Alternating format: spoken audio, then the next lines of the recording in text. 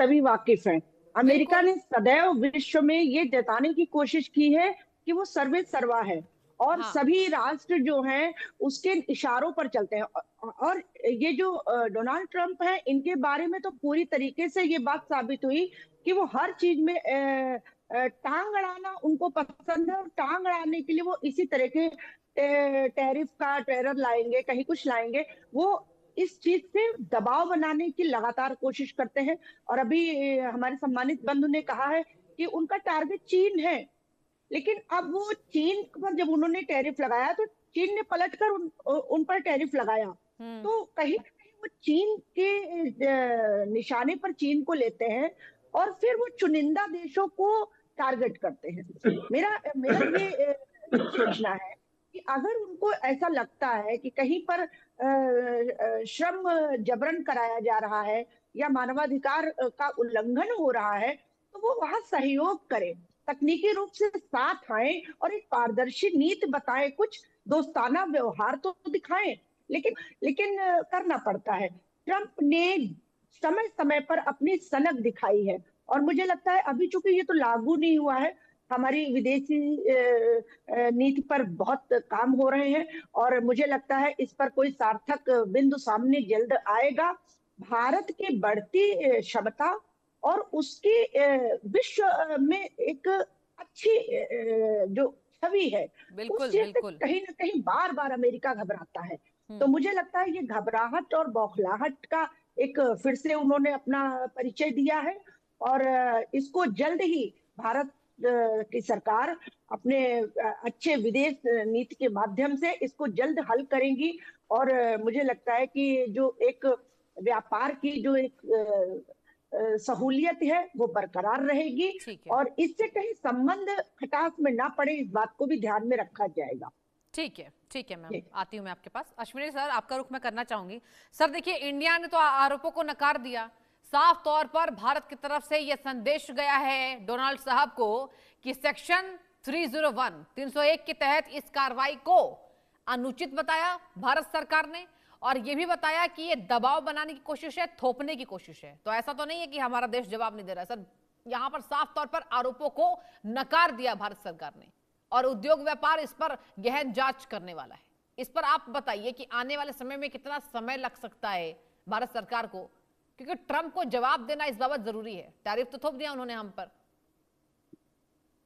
देखिए, ये जो मुझे क्या लगता है कि ट्रंप जो भी रिएक्ट करते हैं, चाहे ट्वीट के माध्यम से करते हैं या इस तरह के टैरिफ के माध्यम से, या कोई भी एडमिनिस्ट्रेटिव डिसीजन जो वो लेते हैं, उसके पीछे उनका एक बैकग्राउंड जो छुपा हुआ एक मंशा भी रहती है। अब जी। आप देखें, अगर आप इसका ऊपर रिसर्च करेंगे, तो जितने देशों पे उन्होंने ये लगाया है टैरिफ, वहां पर उन देशों में जितनी भी यूएस की कंपनी या उनके इन्वेस्टर जो उस शेयर मार्केट में लगे होंगे, वो कल वहां से अपना माल उन्होंने जो है माइनस कर लिया होगा। यानी वो वहां से बहुत सारा पैसा उन्होंने शेयर मार्केट से निकाल लिया होगा, क्योंकि उनको पता है कि आज उनको ये जो है स्टेटमेंट देनी है।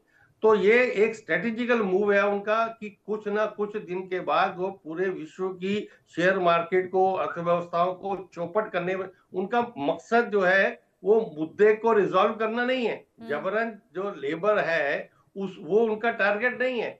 उनका टारगेट सिर्फ ये है कि किस एक्शन से, किस स्टेटमेंट से, किस डिसीजन से, किस ट्वीट से जो है वो देशों की अर्थव्यवस्थाओं को हिलाएं, और अपना जो भी वहां पर जो उनकी कंपनीज है वो वहां से अपनी हाथ निकालें, और जब मार्केट गिर जाए फिर वहां पर वो बाइक करना शुरू करें।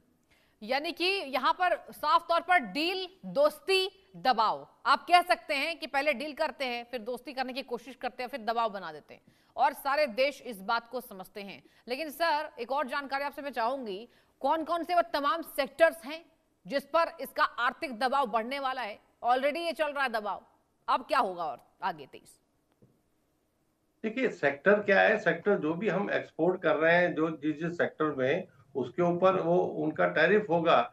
लेकिन उनका, मैंने पहले भी बताया कि मकसद जो है वो उसको ट्रेड को कम करना है, वो नहीं है। उनका मकसद चीन को टारगेट करना है कि चीन में अभी वो गए थे, और चीन के साथ उनका कोई भी जो है एग्रीमेंट या कोई सहमति बनी नहीं है, वो होके आ गए हैं वहां पर, लेकिन चीन के साथ कोई भी उनकी समझौता या कोई भी चीज हो नहीं पाई है।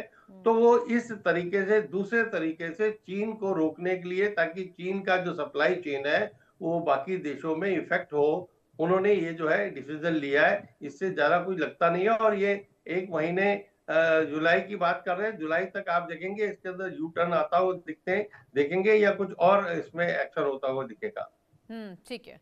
रूपा जी, आपका रुख मैं करना चाहूंगी। रूपा जी देखिए, यहाँ पर अभी ईरान के साथ ट्रंप का जो मसला चल रहा है, ऐसे में ईरान भी झुकने को तैयार नहीं है, लेकिन कुछ शर्तों पर ट्रंप ने झुका जरूर लिया है और ईरान ने भी कुछ शर्तों पर मना जरूर लिया है।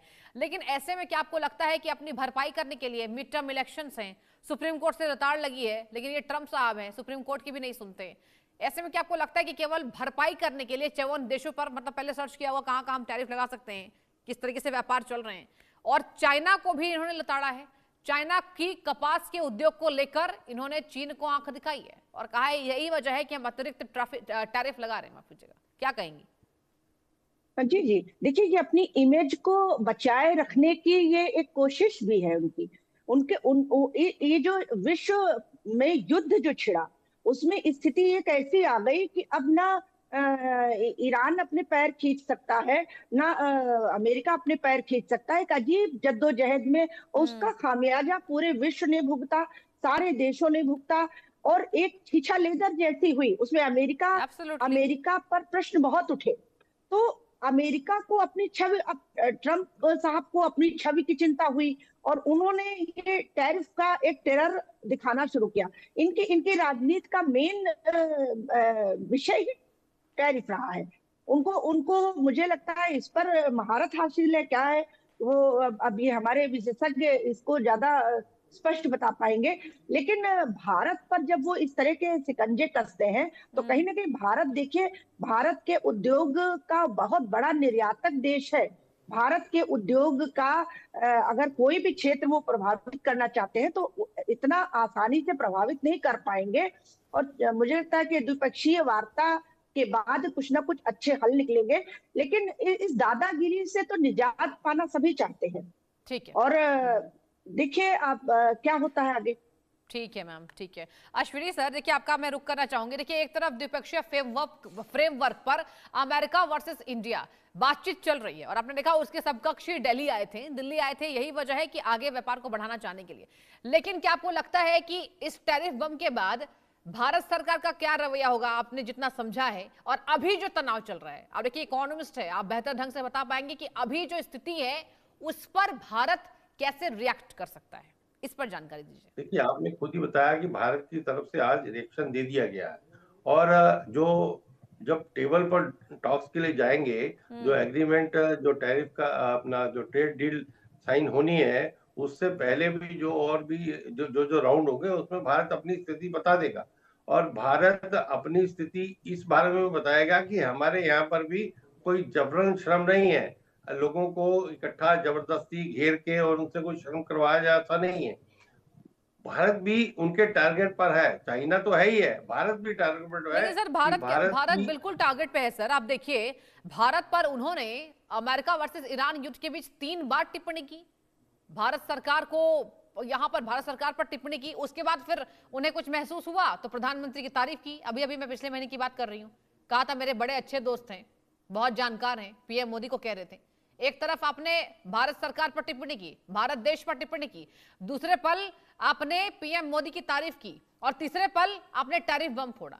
तो क्या मानसिकता को तो भारत सरकार समझती है ना ट्रंप के? देखिए बिल्कुल समझती है, और मैंने पहले भी जो कहा है, अगर आप उसमें रिसर्च थोड़ा सा करेंगे ना, कि जब किसी देश की जो शेयर मार्केट हिलती है तो उसका पीछे उनका ट्वीट या उनका कोई डिसीजन होता है, और उससे पहले उनकी जो कंपनी है वो एक मुनाफा कमा के बाहर हो जाती हैं। बिल्कुल। तो ये कोई स्ट्रेटेजिकल मूव होता है, हर एक उनकी स्टेटमेंट का, हर एक ट्वीट का, हर एक डिसीजन का।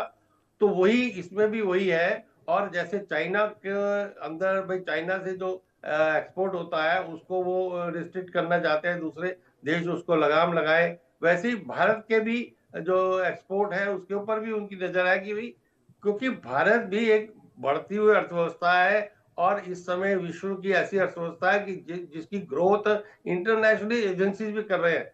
तो जो यूएस है वो भी नहीं चाहता कि जिस तरह से चाइना आगे देखिए, आपकी इसी बढ़ बात गया। पर मैं एक सवाल सर आपसे करना चाहूंगी सर। देखिए, आपने कहा कि बढ़ती अर्थव्यवस्था है और ये पूरी दुनिया में भारत का डंका है। भारत क्या इसको मोहरा बनाकर, जैसे ट्रम्प कर रहे हैं, अपने आप को मोहरा बनाते हैं, भाई हम सुपर पावर हैं। सर, क्या आपको लगता है कि स्ट्रैटेजी बनानी होगी इस बाबत? अगर हम बढ़ती अर्थव्यवस्था है, अगर हमारा नाम है एक्सपोर्ट इंपोर्ट में, तो ऐसे में क्या भारत भी दबाव बना सकता है कुछ क्षेत्रों में? क्या आपको लगता है? देखिए, भारत कभी भी किसी के साथ दबाव की जो राजनीति नहीं करता। भारत की लेकिन सोच जवाब तो सर रहती देना है कि होगा ना, बराबर। जवाब तो देना होगा। आए दिन देखिए, कुछ भी कह के दबाव चले उसके जाते हैं। ऊपर होगा, यूएस के ऊपर दबाव जरूर हो सकता है, लेकिन बाकी देशों के साथ भारत का व्यवहार मैत्रीपूर्ण रहता है। और जो भी हम ट्रेड डील करते हैं वो 1 to 1 करते हैं कि दोनों की सहमति हो, दोनों का जिसमें फायदा हो। ये नहीं कि भाई एब्सोल्युटली। कोई छोटे देश से हम जो है, अब कोई अफ्रीकन देश है या साउथ अफ्रीका, उनसे जो है कुछ ना कुछ हम खींच ले दबाव के कारण, ऐसा नहीं है। तो भारत जो है उसकी सोच जो है वो अलग है। और भारत जब जब जहां पर भी, चाहे यूएस हो कोई भी देश हो, उसको जब जब जो जो चीज जिस तरह के से उनको समझाने की या उसको दबाव डालने की जरूरत पड़ती है, वो उस समय पर करता है। ये नहीं कि जैसे ही उसने स्टेटमेंट दिया इमीडिएट कोई जिस तरह से लोग कहते हैं या अपोजिशन कहते हैं कि एकदम से प्रधानमंत्री रिएक्ट। अरे बात, प्रधानमंत्री क्यों रिएक्ट करें? इतने मंत्री हैं, इतने मंत्रालय हैं, सब अपनी अपनी भूमिका निभाते हैं। और जब समय आता है उसके ऊपर उनका जो है जिस तरह से भी दबाव को रिएक्ट करने की जरूरत पड़ती है वो करते हैं। ठीक है रूपा जी, आपका रुख मैं करना चाहूंगी। अभी ये जो चल रहा है, आप कैसे दोनों देशों के रिश्ते को देख रही हैं? आने वाले समय में स्थितियां कैसी हो सकती है? क्योंकि बैलेंस तो नहीं चल रहा है। हम कह दें कि बैलेंस है तो ये तो गलत फहमी है कि बैलेंस चल रहा है। नहीं, देखिए सृष्टि जी, कहीं ना कहीं ट्रम्प का दबाव है। ये दबाव पूरी तरह से, मुझे लगता है कई चीजों को लेकर उनका जो दबाव है, उन्होंने टैरिफ के रूप में और जबरन श्रम, ये जबरन श्रम जो ये बीच में मुद्दा लाए हैं, इसको बहुत हल्के में नहीं हम ले सकते। देखिए, इस बात से इनकार नहीं किया जा सकता कि भारत में हमारे पास जबरन श्रम उन्मूलन के बहुत तगड़े कानून हैं। अनुच्छेद 26 में ये दिया हुआ है। लेकिन इस बात को हमें कहीं ना कहीं स्वीकार करना पड़ता है कि भारत में अभी कहीं ना कहीं जबरन श्रम या बाल श्रम की घटनाएं देखने को मिलती है। लेकिन इन एक दो घटनाओं से या कहीं बाल श्रम हो रहा है, इससे टैरिफ लगाना और इस तरह दबाव बनाना, ये मैं कहीं इसको नहीं सही कह रही हूँ। लेकिन अब भारत को सुनिश्चित करना होगा कि जैसा उसने एक टारगेट हम पर लगाया है, हम पर निशाना उसने साध दिया है कि हम अगर जबरन श्रम करते हैं तो फिर हम हमारे आयात पर वो बहुत शुल्क लगा देगा, टैरिफ जड़ देगा। तो मुझे लगता है भारत को अब इस दिशा में भी काम करने की जरूरत पड़ेगी और ये एक अच्छा प्रयास होगा। मैं तो ये मानती हूँ कि हर चीज में हम सकारात्मक चीज ढूंढ लेते हैं।